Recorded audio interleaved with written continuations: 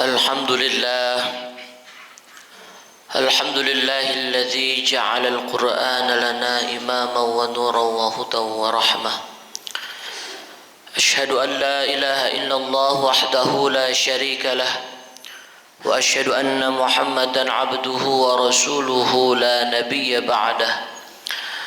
اللهم صل وسلم على سيدنا محمد وعلى آله وصحبه ومن تبعه رسالته. أما بعد، فيا أيها المسلمون اتقوا الله حق تقاته ولا تموتن إلا وأنتم مسلمون.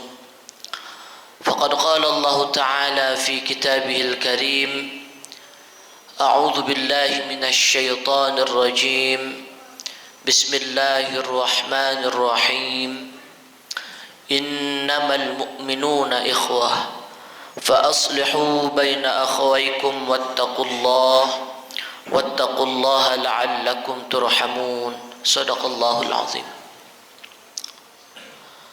Hadirin sidang Jumat rahimakumullah, marilah kita panjatkan puji serta syukur kita kehadirat Ilahi Rabbi atas segala nikmat dan karunia-Nya. Alhamdulillah, pada hari ini, pada siang hari ini kita masih bisa melakukan kewajiban kita selaku umat muslim, yaitu melaksanakan ibadah salat Jumat secara berjamaah. Semoga segala amal ibadah kita selama ini diterima oleh Allah Subhanahu wa taala dan kita termasuk ke dalam orang-orang yang muttaqin. Amin ya rabbal alamin.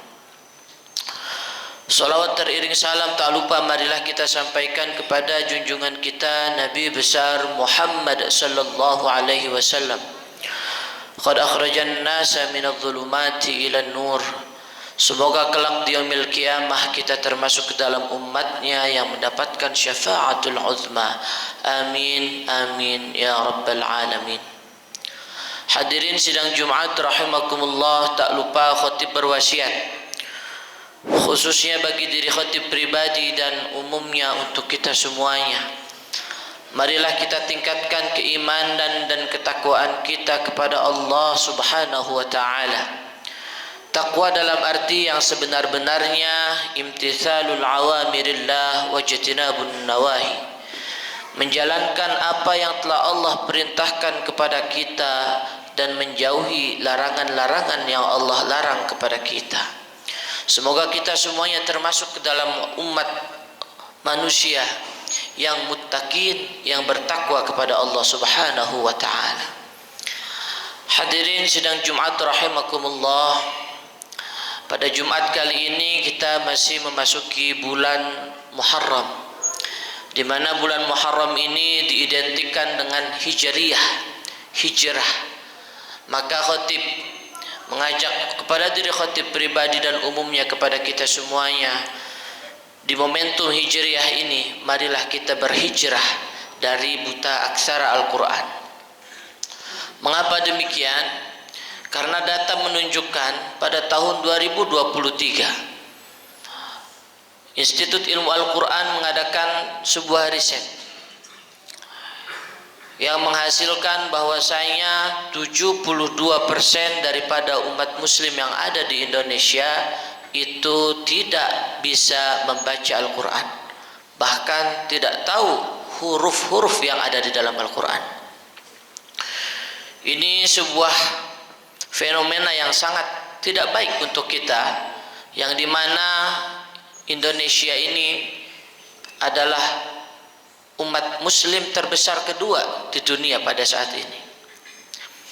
Oleh karenanya, memberantas buta aksara Al-Quran untuk kita semuanya adalah sebuah kewajiban, di mana Al-Quran, membaca Al-Quran merupakan sebuah kewajiban bagi umat muslim, sebagaimana firman Allah Subhanahu wa taala di dalam Quran surah Al-Alaq ayat 1 sampai ayat 5.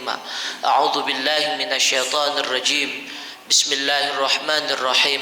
Iqra bismi rabbikal ladzi khalaq, khalaqal insana min 'alaq. Iqra rabbukal akram alladzi 'allama bil qalam 'allamal insana ma lam ya'lam. Di dalam firman Allah tersebut kita diperintahkan oleh Allah Subhanahu wa taala untuk membaca. Apa yang dibaca? Tentu yang dibaca adalah Al-Qur'an. Karena membaca Al-Qur'an adalah ibadah pertama yang Allah perintahkan kepada Nabi kita, Nabi besar Muhammad sallallahu alaihi wasallam, sebelum perintah salat dan perintah-perintah yang lainnya. Artinya apa? Membaca Al-Quran adalah modal utama untuk melaksanakan ibadah-ibadah yang lainnya. Kalau saja kita tidak bisa membaca Al-Quran, maka bagaimana ibadah-ibadah yang lainnya? Sedangkan di dalam sholat saja membaca Al-Quran itu adalah rukun di dalam sholat, yaitu apabila kita hendak sholat wajib hukumnya untuk kita semuanya untuk membaca Al-Fatihah. Bagaimana kita sholatnya bisa diterima kalau seandainya Fatihah kita masih banyak yang salah? Tentu khatib mengajak kepada kita semuanya, marilah kita mempelajari Al-Quran. Banyak faktor yang mengakibatkan kita tidak mau mempelajari Al-Quran. Salah satu faktornya adalah rasa malu yang sangat luar biasa yang sudah tumbuh di dalam diri kita. Malu karena kita sudah bukan anak kecil lagi. Malu karena kita sudah mempunyai wibawa di hadapan masyarakat. Malu karena kita sudah menjadi tokoh di hadapan masyarakat. Maka kita tidak mau membaca Al-Quran lagi. Seakan-akan kalau seandainya kita membaca Al-Quran, mempelajari Al-Quran, orang akhirnya tahu kita tidak bisa membaca Al-Quran, akhirnya itu bisa menjelek-jelekkan martabat kita di hadapan orang lain. Padahal itu sangat keliru, hadirin. Ya. Membaca Al-Quran itu sebuah kewajiban untuk kita semuanya. Kalau saja membaca Al-Quran itu sama dengan membaca Quran, tentu Nabi ketika mendapatkan wahyu pertama, Iqra ya Muhammad, maka Nabi akan langsung bisa membacanya. Tapi karena Al-Quran turun dengan tajwid, dengan hukum-hukumnya, maka Nabi ketika mendapatkan wahyu yang pertama, maka Nabi bilang seperti ini, Iqra ya Muhammad. Nabi bilang, ma ana biqari, ma ana biqari, ma ana biqari. Saya tidak bisa membaca. Kalau kita fikirkan secara ideologis, seorang nabi yang mempunyai sifat fatanah, yaitu cerdas, sedangkan cerdas itu mempunyai indikator bisa baca dan bisa tulis, maka ini adalah sesuatu yang mustahil bagi nabi. Mengapa Nabi tidak bisa membaca Al-Quran? Sedangkan Al-Quran berbahasa Arab. Maka akan menjadi realistis apabila kita fikirkan ketika Al-Quran itu turun dengan tajwid, maka orang pun akan sulit. Jangankan kita orang Indonesia, orang Arab sendiri saja belum tentu bisa membaca Al-Quran. Karena membaca Al-Quran itu berbeda dengan membaca Quran.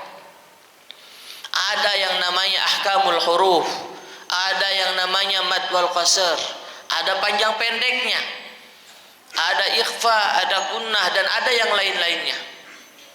Maka tentu siapapun yang mempelajari Al-Quran akan merasa kesulitan di awal. Itulah sunnatullahnya. Maka Nabi pun demikian. Nabi membaca Al-Quran perlu guru.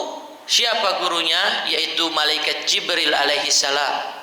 Setiap Nabi membacakan Al-Quran itu selalu dikontrol langsung oleh malaikat Jibril alaihi salam. Begitu juga dengan kita. Ketika kita mempelajari Al-Quran itu tidak bisa mempelajarinya secara otodidak semata. Kita tidak bisa mempelajarinya dari media sosial semata. Maka harus datang di masjid-masjid ilmu dengan talaqi langsung kepada guru-gurunya. Oleh karenanya ini merupakan suatu kewajiban untuk kita semuanya. Marilah kita membaca diri kita. Sudah sejauh mana kita sudah bisa membaca Al-Quran ataupun tidak. Karena Al-Quran tidak bisa dibaca dengan tulisan Latin semata. Tulisan Al-Quran yang dibaca dengan tulisan Latin tidak akan bernilai ibadah. Karena rukun daripada arkanus sahihul Quran itu salah satunya adalah Al-Quran harus tertulis dengan rasam Utsmani. Bahkan di dalam ilmu retorika bahasa Arab ada namanya rasam imla'i yang ditulis oleh orang-orang Arab. Kalau seandainya mereka menulis koran, menulis buku, itu berbeda dengan cara menulis Al-Quran. Oleh karenanya Al-Quran memang betul-betul harus dipelajari. Bagaimana kita bisa mendapatkan hidayah? Kita meminta kepada Allah, ya Allah berikanlah hidayah kepada kita, sedangkan hidayah itu ada dengan membaca Al-Quran. Dzalikal kitabu la raiba fihi hudal lil muttaqin. Di ayat yang lain Allah katakan syahrul ramadhan alladzi unzila fihi al-Qur'an hudal lin-nasi wa bayyinatin minal huda wal furqan. Maka Al-Qur'an itu akan menjadi hidayah untuk kita semuanya apabila Al-Qur'an itu kita baca, dan menjadi pertanyaan besar untuk kita, bagaimana Al-Qur'an itu bisa menjadi hidayah kepada kita sedangkan Al-Qur'an kita tidak bisa membacanya. Oleh karenanya para hadirin semuanya, marilah mulai saat ini kita gerakkan kembali membaca Al-Quran di rumah-rumah kita, supaya rumah-rumah kita itu mendapatkan nur daripada Al-Quran, dan semoga Al-Quran yang kita baca bisa menjadi syafaat yaumil qiyamah. Sebagaimana hadis Rasulullah sallallahu alaihi wasallam, "Iqra'ul Qur'an fa innahu ya'ti yaumal qiyamah syafi'an li ashabihi." Bacalah Al-Quran, dan Al-Quran akan datang di yaumil qiyamah itu sebagai syafaat untuk orang-orang yang membacanya. Semoga kita termasuk orang-orang yang mendapatkan syafaat daripada Al-Quran di yaumil qiyamah nanti. Semoga khutbah yang singkat ini bermanfaat untuk kita semuanya, dan semoga kita semuanya menjadi ahlul Quran, karena ahlul Quran adalah keluarganya Allah di muka bumi ini, dan keluarganya Allah itu diharamkan kepada api neraka. Barakallahu li wa lakum fil Qur'anil azim, wa nafa'ani wa iyyakum bima fihi minal ayati wa dzikril hakim. Wa taqabbala minni wa minkum tilawatah innahu huwas samiul alim.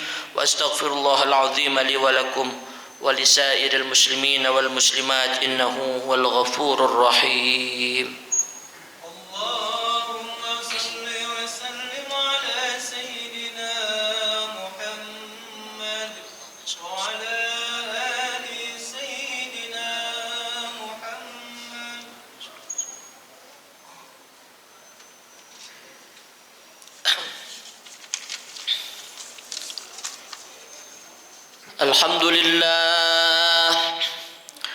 الحمد لله الذي أنعمنا بنعمة الإيمان والإسلام، والصلاة والسلام على سيدنا محمد الخير الأنام، وعلى آله وأصحابه الكرام.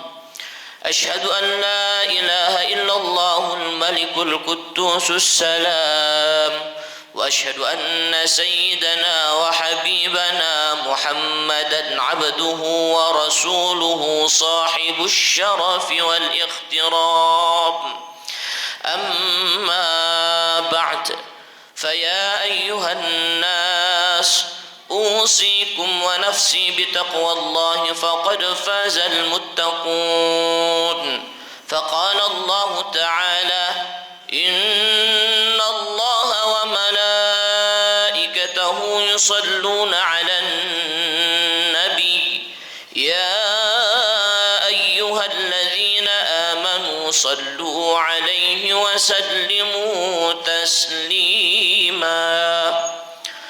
اللهم صل وسلم على سيدنا محمد وعلى آل سيدنا محمد، كما صليت على سيدنا إبراهيم، وبارك على سيدنا محمد وعلى آل سيدنا محمد، كما باركت على سيدنا إبراهيم وعلى آل سيدنا إبراهيم في العالمين إنك حميد مجيد. اللهم وارض عن الخلفاء الراشدين وعن أصحاب نبيك أجمعين، والتابعين وتابع التابعين وتابعهم إلى يوم الدين. اللهم اغفر للمسلمين والمسلمات والمؤمنين والمؤمنات. اللهم ادفع عنا الغلاء والوباء والطاعون والأمراض والفتن ما لا يدفعه غيرك عن بلدنا هذا إندونيسيا خاصة وعن سائر المسلمين عامة يا رب العالمين. ربنا آتنا في الدنيا حسنة وفي الآخرة حسنة وقنا عذاب النار.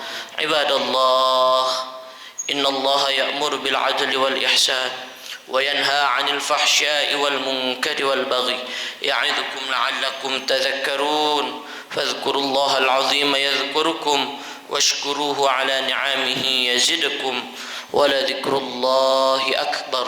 أقم الصلاة. الله أكبر. الله